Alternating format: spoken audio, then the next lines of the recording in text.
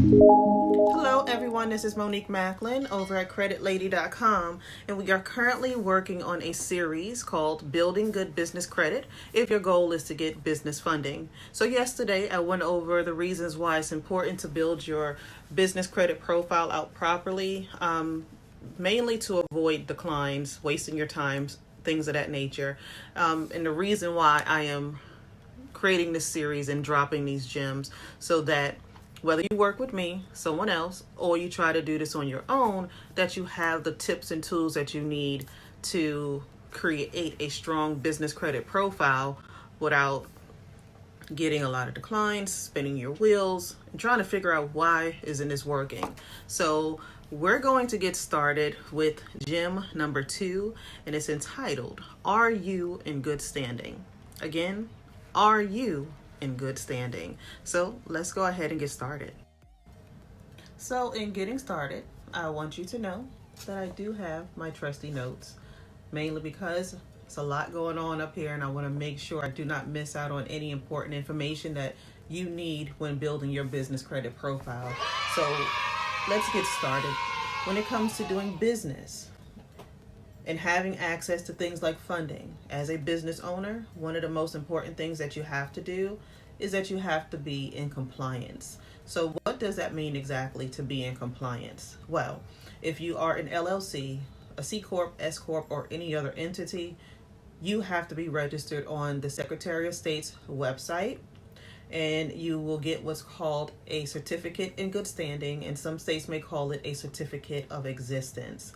So this is a document that is state issued that you need to have readily available should someone ask you for it, especially a lender, okay? So we know that our end goal is to go for an approval, right? So once we get this business credit profile built out, the goal is to then get an approval. So in order to do that, when a lender decides to say, well, let's check the status of their business, see where they're at, and they go onto the Secretary of State's website and you're not in an active status, that means you're out of compliance. That means you cannot operate business, and definitely it means you can't get approved for this loan. So this can cause delays, this can cause embarrassment, and this is not something that you want to do. So I often suggest that people go and make a note somewhere so that you can physically check, maybe once a month, once every other month. Tell Siri to remind you, tell Alexa to remind you. Whatever you have to do, just always make sure that your business is in compliance, because it's very important that you stay up to date on this, okay? Now, I recently had to also update my business just a few short months ago, and this is something that I do annually. You know, you check on there, see where you're at on a regular basis, but annually is normally what you do when it comes to making sure that you are compliant with your business. I think it cost me a little bit more than $600 to do that, maybe a little bit more, but it's the cost of doing business. The thing that you need to understand also is that if you don't have an active status on that website, it may be hard for you to even open up a bank account, because I've had banks actually check to make sure I was an actual business. So you want to make sure, again, that you are in compliance. Now, the next thing I want to touch on is, how does a business lose their good standing? Again, how does a business lose their good standing? So we're going to go ahead and get into those 3 key points on how that can actually happen. Now, as I mentioned before, it's very important that you stay on top of this information on the Secretary of State every 30, 60, maybe even every 90 days. Like I mentioned before, have your devices remind you, Siri, Alexa, remind me to check the Secretary of State website, the SOS.